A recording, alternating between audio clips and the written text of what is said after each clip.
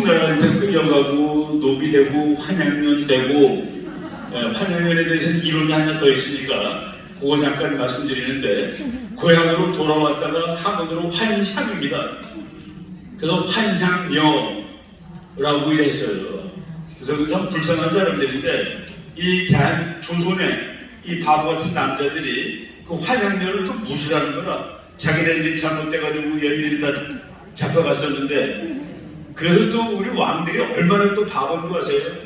국방력을 기르고 복수를 할 생각을 하지 않고 저쪽 저 서울 연세대학교 뒤에 가면 뇌물이 한다 그럽니다. 그 뇌물에다가 목욕을 시켜요. 중국에서 온 사람들을 목욕을 시키고서 이 사람들은 깨끗하다. 그러니까 이 환향년이라고 그러고 무시하고 결혼 안 하는 남자들을 처벌합니다. 그 이름이 홍제천. 넓게 구제한다. 우리나라가 그렇게 살아온 나라예요. 말이 돼. 그래서 지금도 가끔 가다 보면은 그 홍제천에서 그 옛날 그 잡혀갔던 그 조선의 여인들을 위로하는 그런 행사들을 이제 하고 있습니다.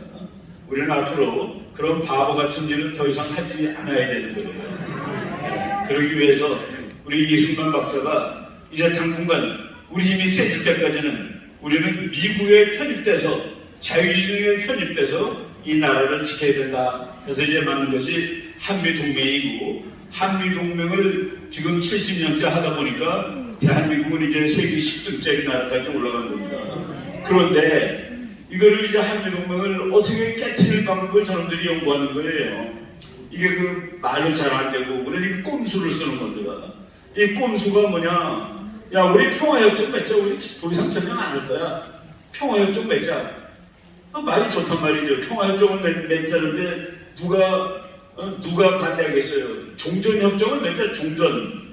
지금 한국전쟁을 끝내자. 그런데 우리가 그 역사적으로 봤을 때 평화협정은 전쟁은 안 하려는 평화협정을 맺지는 않습니다. 우리 둘이 싸울 일이 없는데 평화협정을 왜 맺어요? 싸울 일이 있으니까 맺는 겁니다.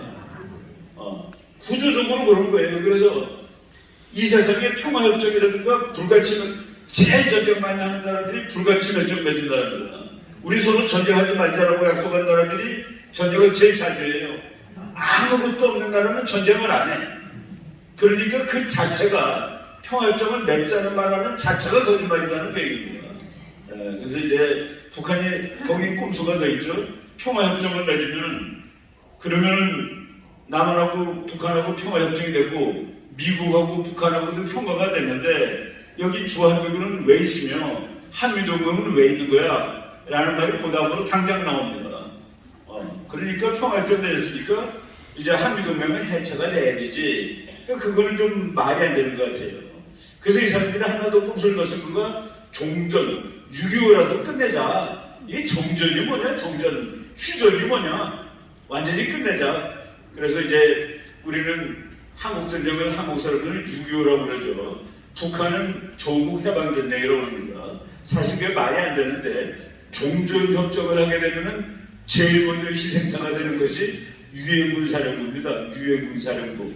근데 유엔군 사령부는 지금 사실은 미군 대장이 유엔군, 그러니까 유엔의 사령관이에요. 총사령관이고 유엔군 부사령관도 단 한 번도 북한이 종전선언하자고 떠들 때까지, 그리고 남한에 있는 주석가들이 종전선언을 하자고 떠들 때까지 부사령관은 전부 미국 사람이었습니다. 별시시예요, 부사령관은. 근데 북한이 하도 이제 종전선언을 하자라는 얘기를 알고 그 꼼수를 알았습니다. 종전선언을 하게 되면은 6.25 때 만들어놨던 유엔군 사령부가 해체됩니다. 유엔이 해체되는 거예요. 근데 유엔이 뭐 미군이 사실은 다 아닌 건데 유엔이 중요한 이유는 북한이 붕괴됐을 때 미군이 들어가면 소리 지르는 나라가 많습니다. 근데 유엔군이 들어가면 아무런 문제가 안 생겨요. 아주 정당하게 들어갈 수 있는 거예요. 그래서 통일을 대비해서 유엔군 인구, 유엔군 사령부가 이렇게 대단히 중요한데 그거를 또 막으려는 꼼수가 바로 북한이라든가 우리 좌파들이 말하는 종전선언입니다. 그런데 우리나라는 그거를 제대로 대응을 하지 않는데 역시 그 미국 사람들이 국제정치에 능합니다. 유해군 사령관을 제가 그랬죠. 한 번도 사령관은 미국 사람이 아닌 적은 없었다. 부사령관도 한 번도 미국 사람이 아닌 적이 없었다 그러는데 북한이 종전선언권 다음서부터는 부사령관을 호주 사람, 캐나다 사람 이런 사람으로 지금 호주 사람이 한 번 했고 임기 끝나서 지금 캐나다 사람이 한 번 했고 임기 끝나서 지금 호주 중장이 부사령관을 하고 있는 겁니다. 그러니까 북한이 떠들어도 이거 끝나도 종전선언을 하면 이 나라한테 다 물어봐야 돼. 호주한테 물어보고 캐나다한테 물어보고 16나라한테 다 물어봐야 돼 라는 그런 이제 장치를 만든 거예요. 그래서 우리가 절대로 이렇게 속으면 안 됩니다. 그리고 이제 어떤 사람들이 그래요. 우리나라가 말이지 미국이라든가 뭐 이런 데 끼지 않고 우리 민족끼리 하면 되지 않냐. 우리 분단이 우리 민족이 서로 사이가 나빠서 분단된 게 아니라 국제정치의 결과물입니다. 그래서 분단을 해소시키기 위해서는 국제정치적인 요건을 이제 찾아내야 되는 거예요. 근데 그 시대가 지금 왔다는 거예요. 아까 우리 목사님이 미국이 그동안 우리를 통일시켜주지 줄 생각이 없어서 맞아요. 6.25 때 한번 해보니까 이게 물거든. 중국군이 와서 불렀습니다. 여러분 중국군이 130만 명이 왔어요. 총도 없이 온 놈도 있습니다. 130만 명이 와가지고 40만 명이 죽었습니다. 그리고 40만 명이 부상당했어요. 그래서 6.25 때 제일 많이 죽은 군인은 중공군입니다. 그리고 그 다음에 북괴군이고 그렇게 그러니까 그런데 아까 목사님이 말씀하신 거 너네 통일시키면 중국 편 되는 거 아니야? 보세요. 우리나라 우파 정권조차도 중국 가서 중국군한테 격려하더라는 게 얘기입니다. 그때 미국 사람들이 왕쇼코 먹었습니다. 놀랐다. 정말 우리는 정말 화가 났었지 라고 우리 친구들 미국 외교관이 얘기를 해줍니다. 어떻게 우파 정권도 중국 가가지고 저러느냐 말이지. 그래서 중국하고 잘 지내야 된다 그러고 우파 정권조차도 좌파처럼. 그래서 미국 사람들이 통일되면 이 나라 중국편 될 것 같아 라는 생각을 하게 된 것이죠. 근데 그거를 목사님이 가서 다 깨고 온 겁니다. 걱정하지 마라. 걱정하지 말라 하고 지금 이제 나라가 잘 바뀌고 있습니다. 바뀌고 있고 이제 우리가 이거 우리 편 확실해. 그러니까 얘네들은 한문도 잘 모르고 공자님 이런 거 잘 모르고 예수님도 좋아하고 이거 확실히 우리 편이 확실해. 이스라엘하고 미국이 종이가 없어요.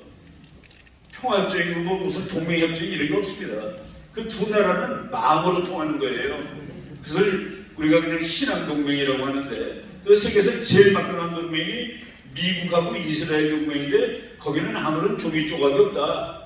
우리는 그래도 뭐 한 페이지짜리 종이가 있습니다. 한미 상호방위조약이라고 해가지고. 그런데 지금 미국이 러시아를 깨버린 것이 목사님이 20세기의 가장 큰 사건 중에 하나라고 그랬죠. 두 번째 사건은 우리가 통일하는 건데 우리가 통일하는 사건은 중국이 깨져나가는 사건하고 그대로 연결이 되는 겁니다. 우리가 통일되면 여러분 중국 깃발 보면은 별이 5개가 있어요. 그 4개는 가짜별입니다. 가운데 있는 큰 별이 한족이에요. 나머지는 중국이 되게 싫어하는 사람들을 중국이 먹은 겁니다. 만주족, 위구르족, 티베트족, 저 밑에 있는 족속들 해가지고 4개로 쪼개놓는다는 것은 옛날 중국 하나하나 놓고 나머지는 쪼갠다는 그런 뜻이에요. 그래서 이제 그런 일이 우리의 통일과 함께 이루어지는 것인데 그것이 딱 톤조각기 맞듯이 짝짝 맞아 떨어지는 걸 여러분이 느끼지 않습니까? 그 핵심에 우리 목사님이 계시고 지금 여러분들이 또 이렇게 전 나라를 위해서 이렇게 많이들 달려오셨습니다. 오셨는데 이것이 우리가 역사의 현장에 있는 겁니다. 이제 나중에 후세 역사책에 그때 이런 사람들이 이렇게 노력을 해서 우리나라가 통일할 수 있게 되었다는 그 역사의 현장에다 들어가실 분이 될 줄 믿습니다. 우리가 하는 일은 우리는 항상 하나님의 전사이기 때문에 우리가 전쟁에서 패배할 이유가 없습니다. 우리는 반드시 승리하는 것이고 그 승리가 이제 바로 눈앞에 가까웠다. 눈앞에 가까워서 있는 보입니다. 제가 항상 하는 말인데 우리는 약소국 국민으로 오랫동안 살았어요. 제가 미국 유학 갈 때 공항에서 한국에서 왔다고 그러니까 북한이냐 남한이냐 물어보더라고요.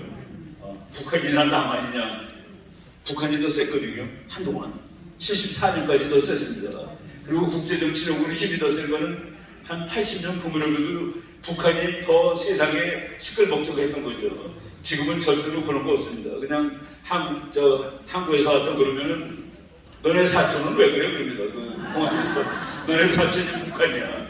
그 왜 저거 가만 놔도 이런 식으로 이제 얘기하는데, 이제 우리가 통일되면은 대한민국은 반드시 강대국으로 합니다. 다 돼 있어요. 강대국으로 가게 돼 있는데 우리 후손들한테는 강대국을 물려주자라고 얘기합니다. 우리 뭐 하여간 젊은 친구들 미국하고 훈련하는 거 보면은 옛날에 우리 군대 있을 때는 미국 만나면 좀 쑥스럽습니다. 키가 상대도 안 되고 군복도 상대가 안 되고 모든 게 밀려요. 근데 지금은 한미 훈련하는데 비슷합니다. 키도 비슷하고 무기도 그렇고 탱크도 비슷하고, 바로 우리가 이만한 나라를 만들었는데 이 나라를 반드시 더 큰 통일을 이뤄가, 잘 통일을 이뤄가지고 우리 후손들한테는 이제 세계 두 번째 강대국을 물려주자. 미국하고 한국이 1등, 2등이 되면은 그게 이제 하나님 나라가 되는 겁니다. 인간의 역사를 보면 1등하고 2등하고 죽어서 싸워요.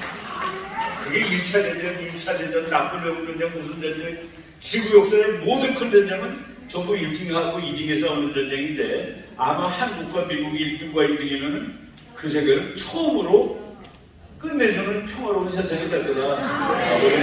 그런 생각하는데 의무가 있습니다. 네, 기다리신 분만 그래서 여기까지 하겠습니다. 네. 감사합니다. 다시 한번 큰 박수로 우리 양예배 시민 주님 감사합니다. 자, 이어서